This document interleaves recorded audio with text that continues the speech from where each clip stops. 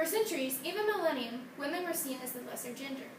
Some wanted to change that, and they did. They stepped up and showed that they were. There are many women who have changed the world and made it to the way the world is today.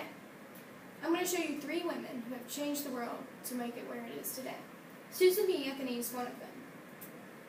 She was, and still is, one of the largest faces in the women's movement. She co-founded the National Women's Suffrage Association. She fought so hardly for women's suffrage that she tried to vote in 1872 in the election, even though it was not possible for women to vote. And she even had a fine that she had to pay, but she never paid. Anthony not only fought for the women's suffrage, but she also fought for, she was an abolitionist, and she also fought for the temperance movement, which the temperance movement was limiting or stopping the sale of alcohol.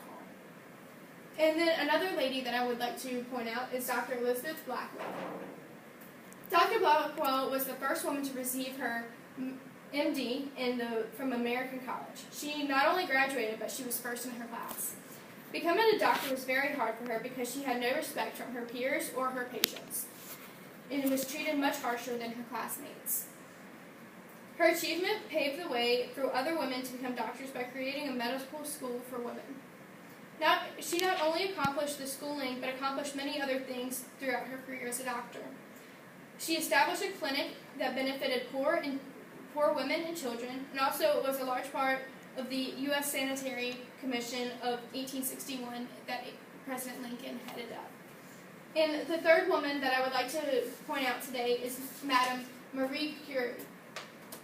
Madame Curie was a giant in her field, not just as a woman, but as a scientist in general. Madame Curie was the first woman to earn a Nobel Prize, and she is the only person to ever receive a Nobel Prize in 2 fields, in physics and in chemistry. One of the many things that she accomplished throughout her work was make x-rays available for the men fighting in the battlefields, that they would be able to get x-rays and get the help they needed quickly and efficiently. These 3 women share many qualities. The barriers they broke and the courage and the bravery that they showed by doing the hard things and stepping up to do what was right and what they were born to do, no matter what their gender was.